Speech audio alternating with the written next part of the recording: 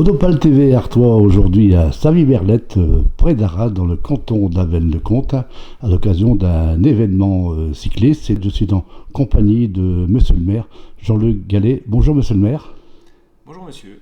Un grand prix cycliste, c'est la combien d'années ?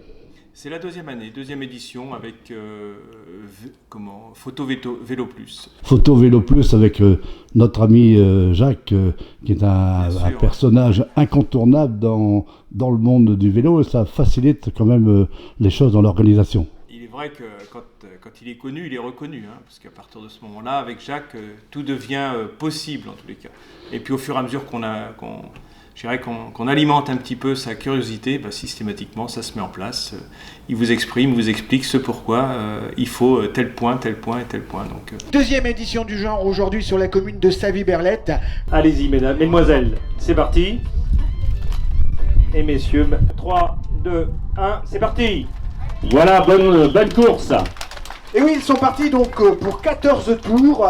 Et puis, tout au long de cette épreuve, on va remercier également, si tu le veux bien Gilles, l'ensemble des donateurs qui permettent effectivement la réalisation de cette manifestation. On est un peu coutumier de ce type d'événement, puisque au niveau de Savy-Berlette, on est historiquement connu pour la mise en place du Téléthon, qui se fait depuis 1994, qui avait été initié au départ par Jean-Michel Cattel, et dont on a pris le relais, nous, au niveau du comité des fêtes. Et les modes et méthodes utilisés par Jacques sont un petit peu similaires, donc on s'y retrouve aisément dans la façon d'organiser et dans quelque part l'aisance un petit peu de mettre en place ce genre d'événement. Un seul homme à l'heure actuelle aux avant-postes. Il s'agit de Jean-Pierre Chalas. Voilà Jean-Pierre Chalas, peloton regroupé juste derrière. Le dossard numéro 53, Jean-Pierre Chalas, avec quelques longueurs d'avance, avec un peloton emmené par le dossard 14, Cédric Aspel, sont toujours là aux avant-postes. Voilà, peloton très étiré. Vous voyez que Jean-Pierre Chalas a été remis dans le groupe à l'instant même. Donc, on voit effectivement une échappée dessinée. Il y a actuellement 6 coureurs en tête. Et toujours amené par Cédric Aspel. Tu peux remarquer que l'écart est en train de s'accentuer. Voilà. Puisque tout à l'heure il était de quelques dixièmes de seconde, mais là maintenant on a passé le cap des 15 secondes. Voilà. Oui Bruno, un peloton qui n'a pas l'air de réagir très fort, emmené par le dossard numéro 43, toujours Olivier Molon aux avant-postes de ce peloton. Voilà messieurs, plus de 30 secondes d'écart. 30 secondes messieurs, peloton toujours emmené par Luc Machard de Grande-Sainte. Alors attention mesdames et messieurs, voici le premier qui va arriver dans quelques instants, c'est la féminine je crois. Je crois que c'est la féminine, on va l'arrêter. Voilà. Je crois qu'on peut l'applaudir. Je pense que vous pouvez l'applaudir bien fort. Voilà le sprint lancé à l'instant même, Cédric Aspel qui vient s'imposer. Cédric Aspel. Le sprint du peloton mesdames et messieurs, faites très attention.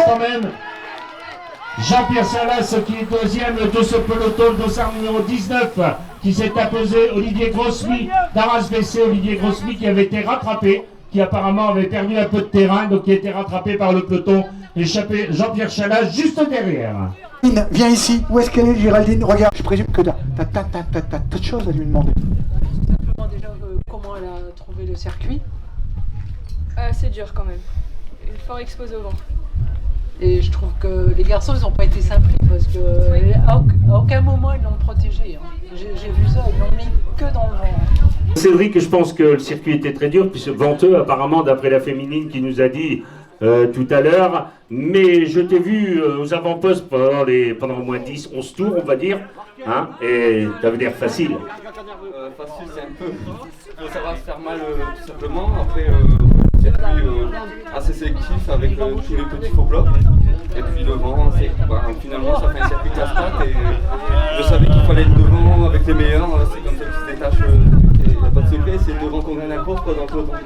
Tout à fait, puisque vous avez compté jusqu'à plus de 30 secondes d'avance à un certain entre le 8e et le 7e tour, il y avait plus de 30 secondes d'avance.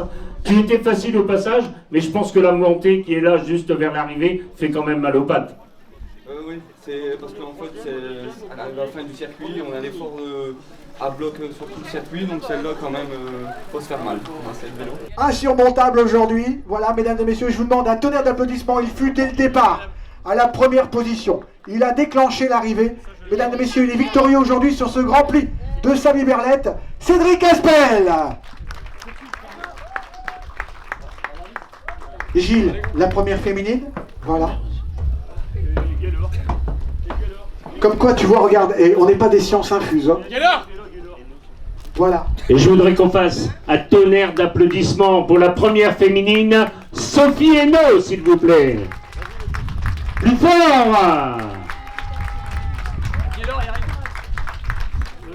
Et vous pouvez en même temps applaudir la marraine de cette épreuve, Géraldine Kenyard, qui nous a rejoint et qui est avec nous tout au long de cet après-midi. Merci à toi Géraldine, grand merci. Je pense que vous pouvez applaudir les coureurs et la féminine, bien sûr.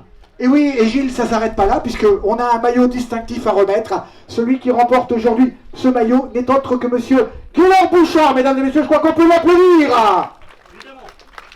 Vainqueur du Grand Prix des Monts.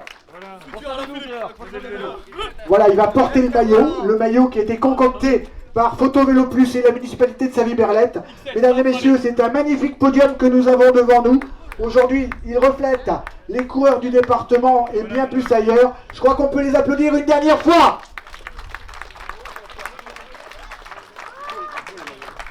Alors aujourd'hui, on peut dire Savy-Berlette ville sportive, mais Savy-Berlette est également connue pour sa vie culturelle.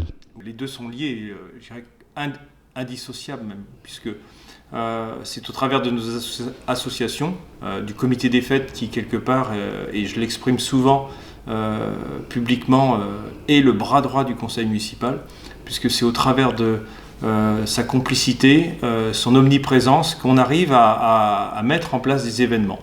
Et ces événements arrivent parce que on a 23 associations à Savy-Berlette, on a tout type de culture représentée, puisque le théâtre, la danse, le chant, la musique, tout est présent, une médiathèque, la culture au travers de tout cela, eh bien, sans arrêt transportée, et sous ces différentes formes.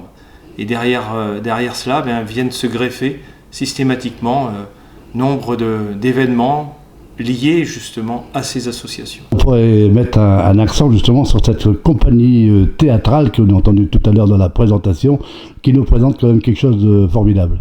Oui, à très bas de théâtre. Donc, et il se reconnaîtra, notre cher animateur, est sans arrêt dans la réflexion, dans la proposition.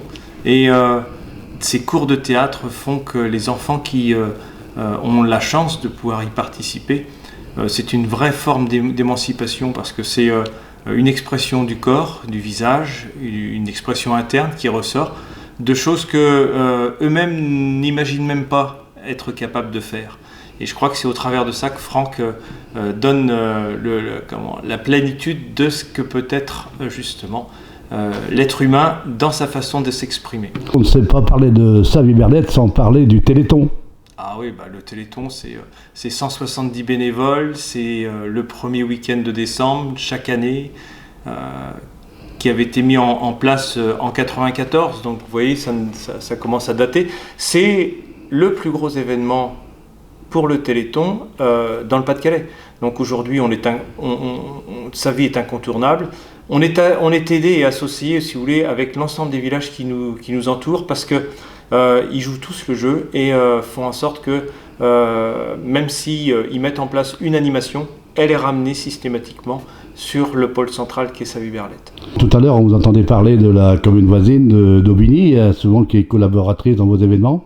Oui, bien, écoutez, ça fait déjà 9 ans maintenant que les deux conseils municipaux qui étaient en place en cette époque avaient convenu de mettre une complicité déjà sur la mise en place du feu d'artifice. Donc une année chez l'un, une année chez l'autre.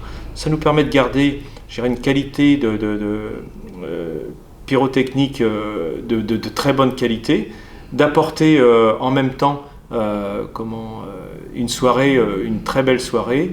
Et donc on se retrouve maintenant avec, au-delà de ce qu'on peut faire au niveau du 14 juillet, nous avons jumelé aussi, regroupé nos deux équipes nos clubs sportifs au niveau du football, et on se rend compte en tous les cas que ça fonctionne bien. Merci monsieur le maire, bien sûr, retrouvez cette interview sur Odopal TV, Artois.